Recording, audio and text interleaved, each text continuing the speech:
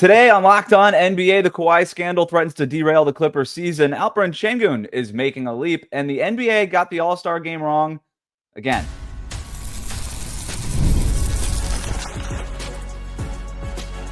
You are Locked On NBA, your daily NBA podcast. Part of the Locked On Podcast Network, your team every day.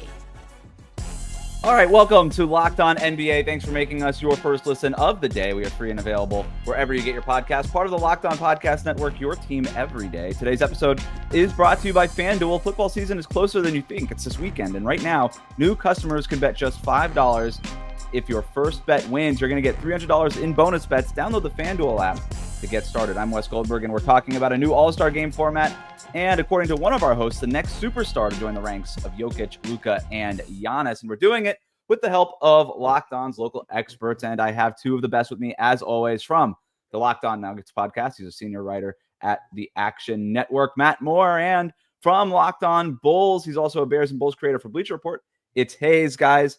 Baron Davis is going to be a contestant on Dancing with the Stars with this upcoming season. If you could pick any current or former NBA player to compete in any reality show, game show, whatever it might be, who would you pick and what show would you put him on? Nikola Jokic for American Ninja Warrior. He might be the favorite to win that one. That's actually priceless. I'd pick Joel Embiid on Survivor. I think he's uniquely positioned to be pretty good in that one. That's good. Yeah, he would definitely get on the good side of some people, and then by the end of the season be very annoying to a lot of people on the island. So that's just good television. Speaking of good television, we're still dealing with the latest controversy and the fallout of Pablo Torre's report that the Clippers circumvented the salary cap by paying Kawhi Leonard $28 million under the table through a third-party company and a fraudulent sponsorship deal. Matt, Haize and I talked about our initial reactions to the report on yesterday's show. We'll hear from the Locked On Clippers host in a second. But before we do that, just what were your initial reactions when you saw this report come out? Someone got caught? That's my reaction. So the crime, the sin here is that he got caught. That's it. They got caught. And they didn't get caught in terms of Steve Ballmer signing any direct documents. And we'll see whether the league can prove enough to be able to actually punish the Clippers for this. There is, if you are around the NBA, and I do not have you can have a view where you get to see the abyss on the other side of the cliff, and you can actually see all of it. I'm more of just close enough to the edge to be able to see that there is an abyss. And if you peer over, you're just going to see this vast darkness of all the stuff that goes on behind the scenes with NBA teams. And so, am I surprised by this? No, I'm not. Do I think that this is an isolated incident? No, I do not. And that's my reaction to this is they got caught, which puts them at real risk of severe punishments if they can prove it. If the league finds that this falls within the parameters, then it is devastating for that franchise, even more so than the decisions they've already made. But Haize, my other question I kind of had this morning as I sat with it over the next day, did they do anything wrong here? Yes. The league says the owners, his other owners have said, no, we can't just pay these guys what they're worth. We have to put these arbitrary max contracts on them. And we know the players are worth more. We know Kawhi Leonard would be worth more if it was an open market. And so in circumventing that, I agree it's cheating, right? And cheating should be wrong. But is paying a player who's worth more than he is able to make what he deserves morally wrong? It's morally wrong because it's against the rules of the league that you are working with. I mean, if you want to get into the players making more or not making as far as their NBA contracts exactly what they're worth, okay, great. Well, then create a legitimate endorsement deal. Do something like these.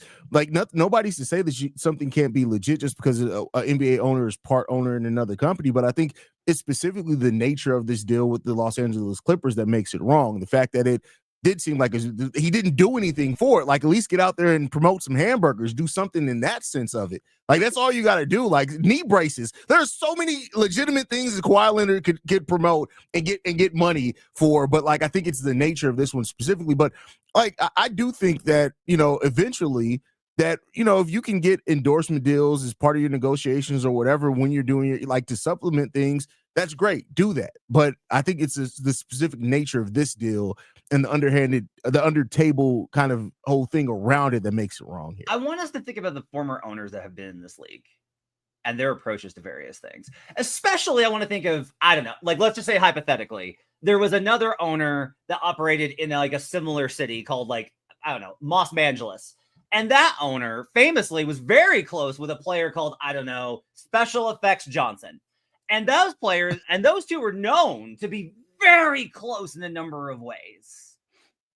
Do we really think that this isn't commonplace? Do we really think that this isn't a significant part of almost any pitch? Do we really think when certain people met with certain organizations this summer and it was reported they were talking about their financial opportunities within the Lakers, which should just only, a team which should only extend to their salary, do we really think there's no other opportunities here?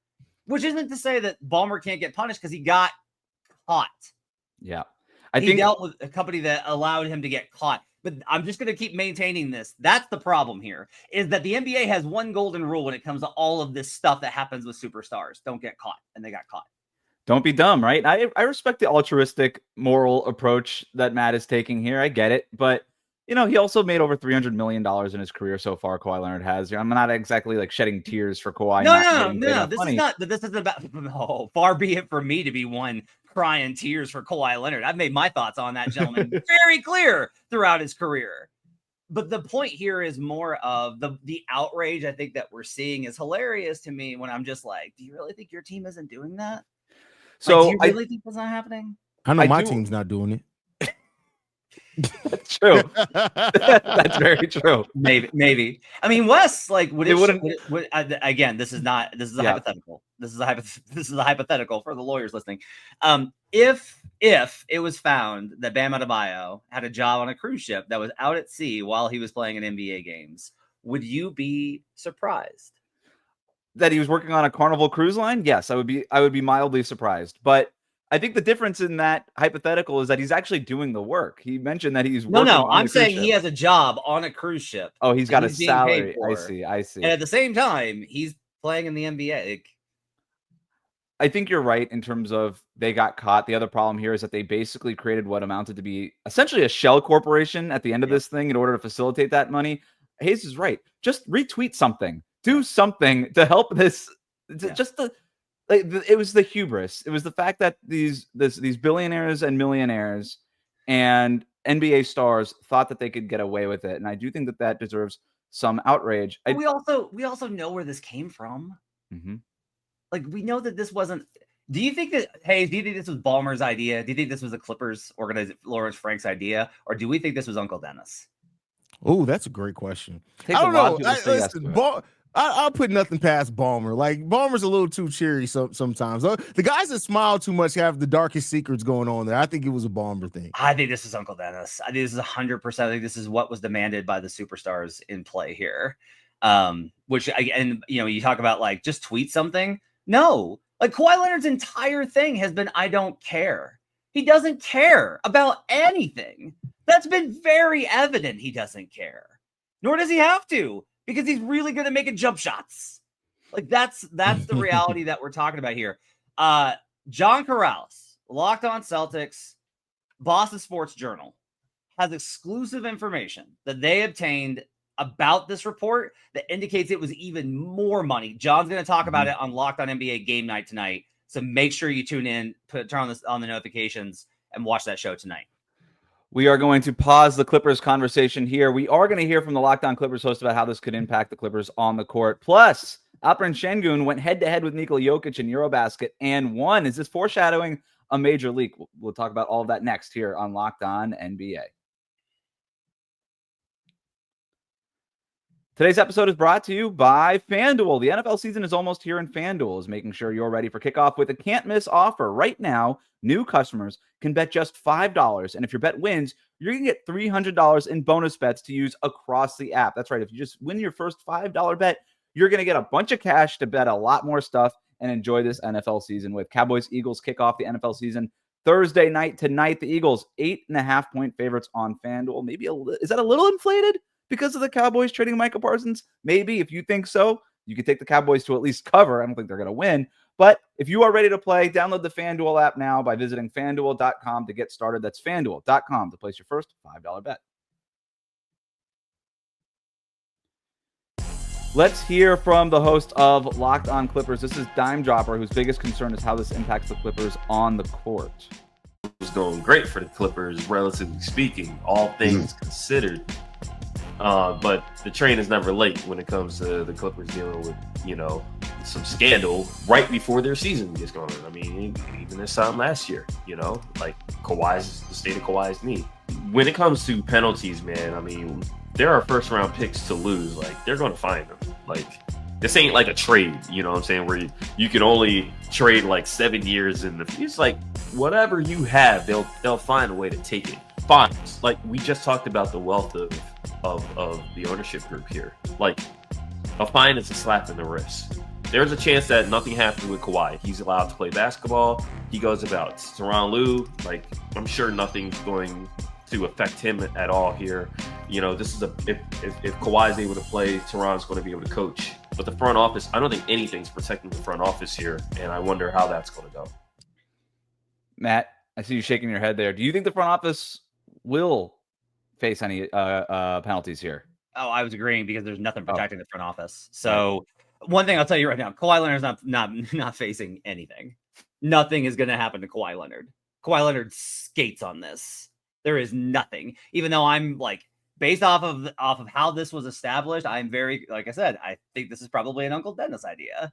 And Kawhi didn't, fulfill his part and he agreed to it. Nothing bad happens to Kawhi Leonard here. So if you're worried about Kawhi Leonard and his ability to play either for your team or if you're a Kawhi fan or if he's on your fantasy team, don't worry. He is okay. No bad can ever befall an NBA superstar. The front office might be screwed here because there will be an immense pressure from the league to find out, even if they're like, look, we can't prove this, but you got to get rid of whoever it was that signed off on this. We can't have this around. Like, we got to wipe the slate here. And if you want like a comparable situation that is a little bit, it's apples to oranges, but it's a little bit different. So Daryl Morey tweets support in the dispute overseas with ramifications where there are not games shown in China for 5 years. They're back, by the way. And all of a sudden Daryl Morey's gone. Like, things happen. There are ways that the league handles things quietly in their way. And that's what's going to happen here is like someone's going to take the fall for this. I just don't know if it's going to be Steve Ballmer. Let's switch gears to the Houston Rockets and EuroBasket. So this is one of the best EuroBasket games of the tournament so far. Turkey edges Serbia to take the top seed in Group A on Wednesday, and we advanced to the knockout stage of the tournament over the weekend. Turkey's Alperen Sengun went head-to-head with Nikola Jokic, and it's fair to say that he got the better of him. 28 points, 13 rebounds, and 8 assists, including some big free throws late, and the game-winning steal on defense. He has a case to be the MVP of the tournament so far, and that has Rockets fans dreaming of a leap of stardom. Here's Jackson Gatlin from Locked On Rockets with more. The way that Sengun has played through EuroBasket this offseason, the improvements he's made in his game through his first 4 years as an NBA player, we're witnessing something really special here. And I truly believe that Sengun will be mentioned along the likes of Jokic, Giannis, Luka. He'll be in that same conversation as those guys, as the NBA's best European superstars this upcoming season. That's the trajectory that he is currently on.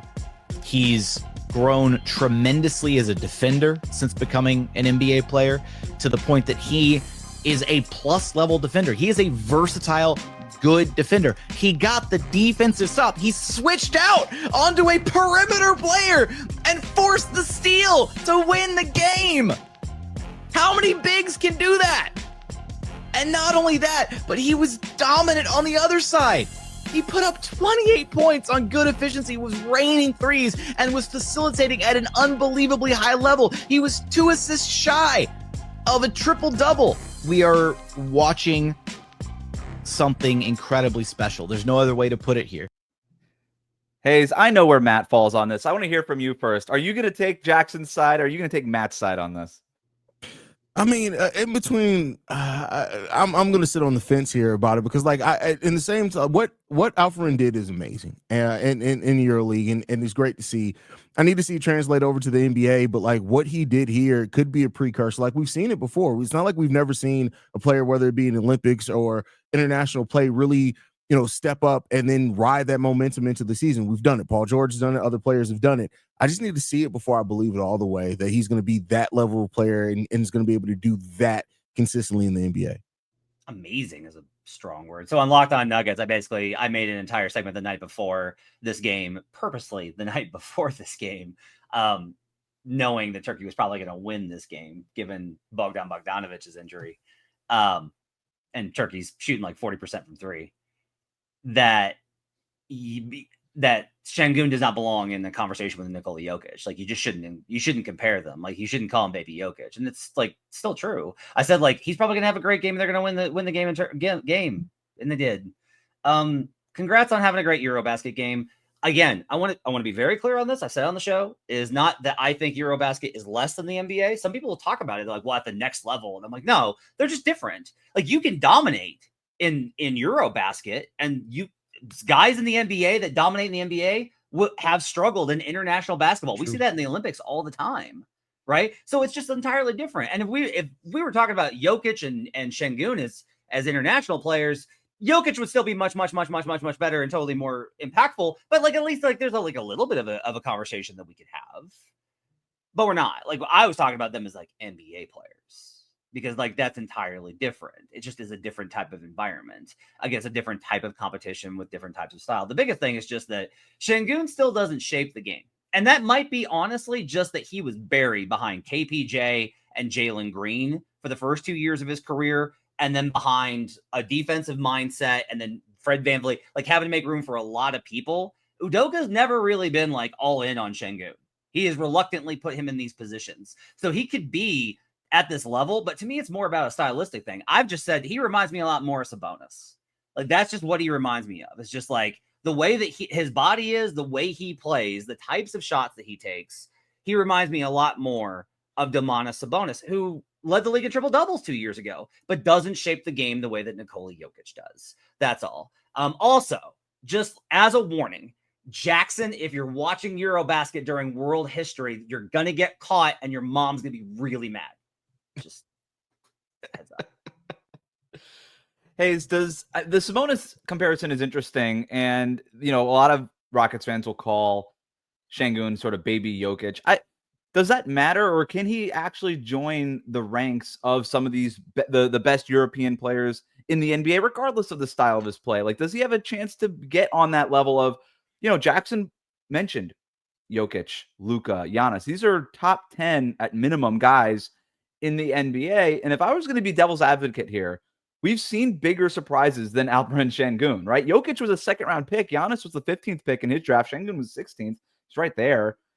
He's gotten better every single year. He's only 23 years old, and he's coming off his first playoff series of his career in which he averaged 21 points, 12 rebounds, 5 assists, and 2 steals. I mean, the guy just keeps getting better. Is it crazy to think that he could be one of the elite players in the league? No, it's not crazy to think that the possibilities there. Not at all. I think that, the sky's the limit for him. And now that they have like a player in Kevin Durant there, seeing how it helps the development of other guys because it kind of refines the role a little bit is going to be important there. But I think it's outside the realm of possibility or crazy to say that Sengun could turn into one of the better players in the NBA or be an elite player, one of the better European players, anything you want to throw there. It's not outside the realm of possibility. The thing just is that as you get every year into your NBA career and you don't hit that level, the likelihood of it happening becomes less and less. And so like he's way too early in his NBA career to say it's an impossibility. When we get to year 6, year 7, and we're not talking about him in that elite category yet, he's probably not going to get there. He's probably just going to be a damn good NBA player. And that's not a problem. It's not a bad thing. I'm going to throw some nerd stuff in here We need some Vorps and Schmorps. Who wants to look at a graph when talking about hoop combo? If you check out Locked On Nuggets, you're going to see a chart that I put up, and I'm not going to put it up here, but it shows EPM by age, right? So it actually establishes how old you were when these things happen. And I'll give you the gist of it. Jokic is like up here and has always been better than any season from Sengun or Sabonis. But what's interesting to me is I would have assumed that Sabonis was at least now better than Sengun as he developed later in his career. Alperen Sengun has been better by EPM every season than Domantas Sabonis has ever been. So very firmly, I think those three players are great to compare to. Sengun is going to wind up somewhere between Domantas Sabonis, NBA All-Star, led the league in triple doubles, and Nikola Jokic, the best player in the league. There is a middle ground there where that's where Sengun's going to be. Sengun is awesome. He's great. He's just not Nikola Jokic. The NBA has made another tweak to its All-Star game, one that Alperen Sengun will probably be a part of, as well as Nikola Jokic, maybe Sabonis. We'll see. But it's a tweak to the All-Star game. Did they get it right, guys? Probably not. We're going to talk about that next.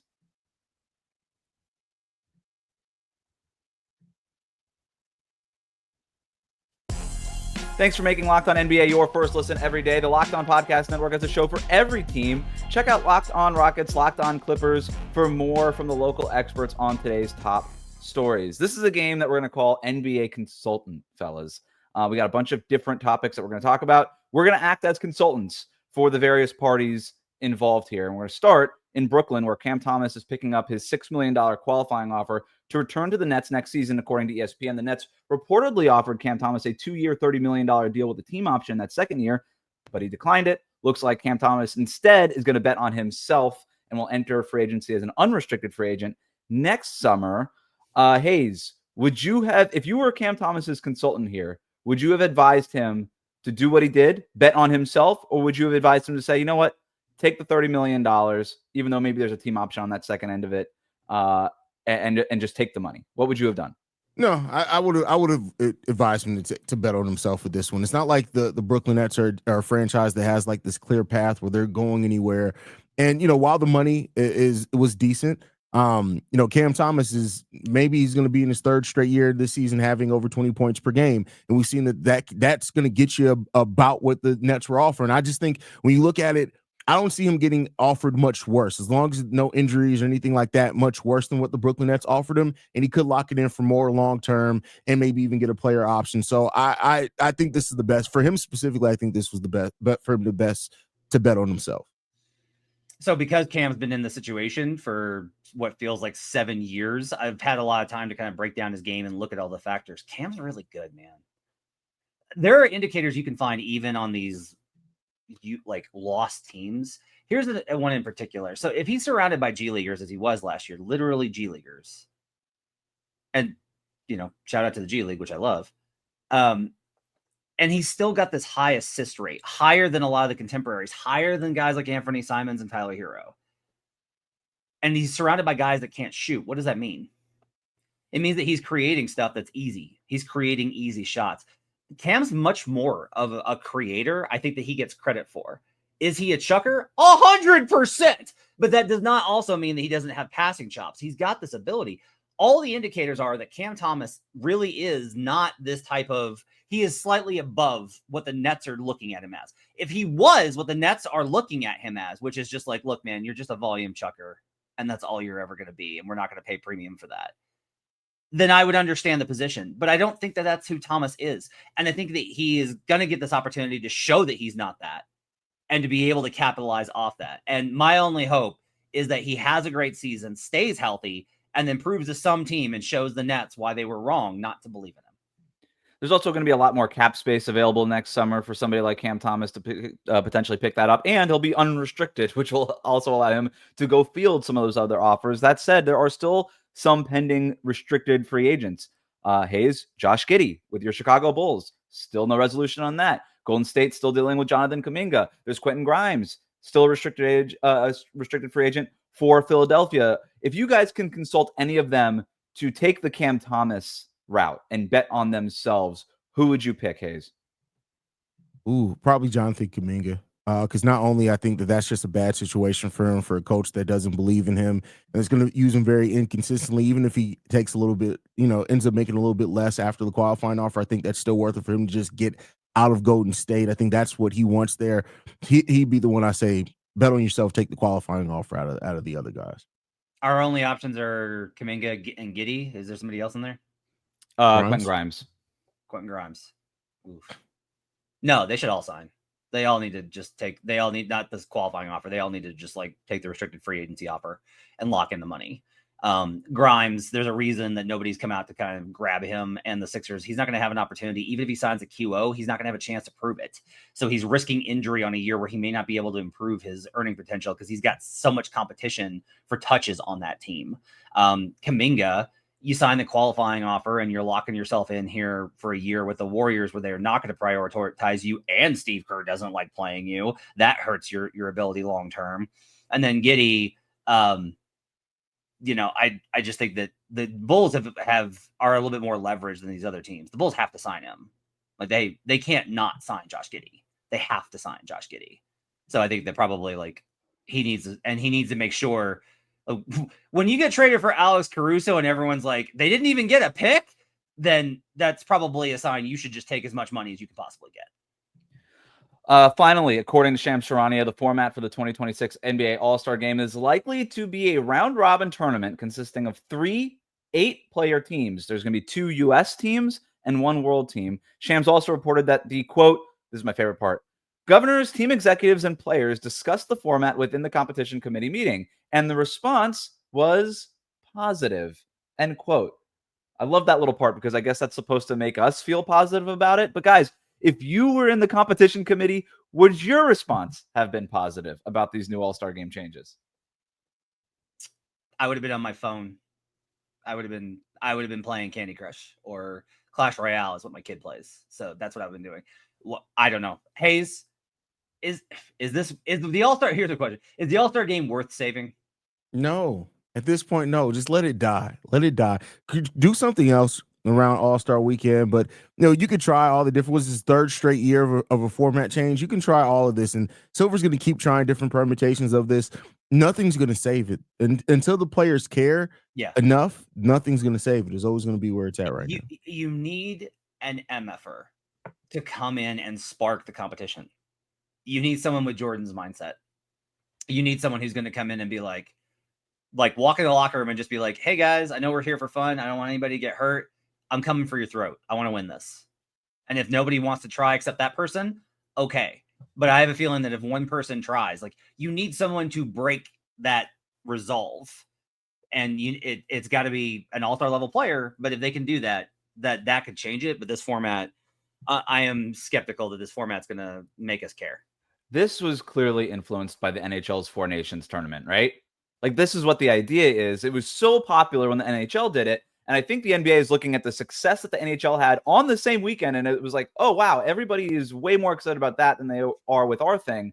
The problem is that the Four Nations tournament in the NHL was actually a tournament with full teams representing 4 different nations. Yes. And that's where, like, that's real national pride. That feels like something different. That feels like EuroBasket or FIBA or something else. Whereas this is just 2 U.S. teams just sort of split together and then 1 world, just the whole world. So like what the rest of the rest of the world is supposed to rally together to beat 2 U.S. teams? Like that doesn't really sound right. Is anybody like, and I'm proud to not be an American? Like nobody, Right. nobody says that. No. Well, anyway, so like I think if you did it and you had localization, Haize, where it was like if you had enough New York players and then you had enough California players, Now we're and talking. you had enough Texas players, that works because it's like Texas boy's gonna run this. You can get behind that, but you can't be like, what kinship does Shai Gilgeous-Alexander from Canada and Giannis? You know what we really have to do? It's got to be Nike versus Adidas. Just do the shoe companies. Oh, that's a good idea with New Balance and Ooh, Under Armour. that would be fun. Yeah, That's the idea, isn't it? That's the only teams. That's the only pride that these basketball players actually have is to their shoe companies. yes, I like this. Any other consultant ideas while you're playing the consultant role? For it could be the All-Star Game, it could be All-Star Weekend. anything you thought about that you would advise the NBA, hey, do this or don't do this? I mean, me and Matt have talked about this on the show before. I do think if we're consulting the dunk contest, I think you should bring in some of the best dunkers from around the world, not necessarily NBA players, to revive that dunk contest, and I think it'll make it really exciting. Have them go against the NBA players in the dunk contest, or just okay. just scrap it. I mean, let NBA players, if they want to take part of it. But Bulls do the Bulls Fest every summer, and they bring in they have a dunk contest every year. They bring some of the best dunkers from around the city of Chicago, and it's literally more exciting than the NBA dunk contest every single year. And I think that if the NBA did something like that on a grander stage with dunkers from around the world, it would instantly revive the dunk contest. The best thing about All-Star Weekend to me has always been going and seeing the culture of basketball celebrated. Like, the events themselves are actually pretty cool. Like, if you're a basketball fan, it's really fun to be in the city. By the way, shout out to Chicago, Haize. Chicago takes the crown for having done the best job of celebrating basketball out of any city. Like, it was unbelievable that weekend in Chicago. But I make it into a celebration, but the problem is, like, I don't know how you televise. Like, what's the marquee television event of basketball if it's not a basketball game? That's what it should be. But it's just never going to be. The players, it's gotten too corporate. The players have gotten too removed. I don't know how you solve that. But I still think the All-Star Weekend has redeeming qualities. I have thought this, which is like, just have it kick off the season. I like this idea a lot more. Kick off the season with All-Star Weekend. It's a celebration. Everybody comes in. You play a nice, friendly warm-up game. Then you head back, and then you have like 2 days off or 2 or 3 days off before you start the season. And then use the middle of the season either for in-season tournament or just as like a break. I think either one of those options, and that gets the All-Stars an actual break instead of flying and events and media and da-da-da-da-da, and then they got to do all this stuff and they're still exhausted. Just do it that way, I think actually is a pretty good idea.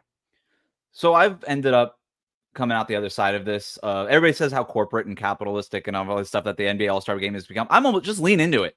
Just be the most corporate. Just make it the money machine. Let all your brand partners get off their events. Make all your brand partners around the league happy, and just do that. I could use the break. I don't need the All-Star Game to be entertaining. I could use just the night off from basketball in February.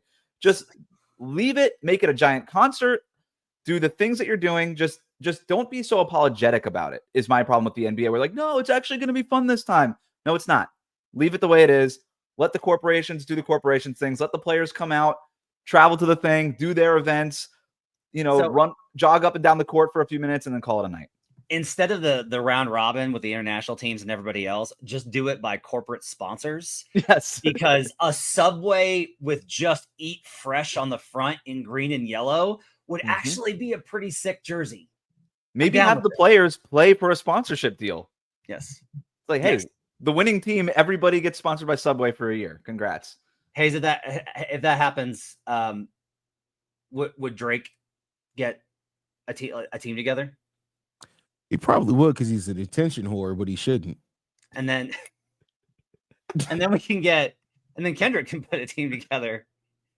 Then we can have some real fun. And that will only go well if it's in Los Angeles this year. Let's let the All-Star Game be Team Kendrick versus Team Drake, and let's just have fun with it. And let the players choose which teams they want to be on. Yeah. DeMar DeRozan hesitates on which side he's going to walk on, which team he's going to join. Oh, no. That's drama. I'm here for that. I take back everything, guys. That's the solution. Let's do that. If you like what you heard today, subscribe to Locked On NBA wherever you get your podcasts, including on YouTube. Thanks to Matt and Haize for their expertise every day. Thank you for making Locked On NBA your first listen. We'll see you right back here tomorrow on Locked On NBA.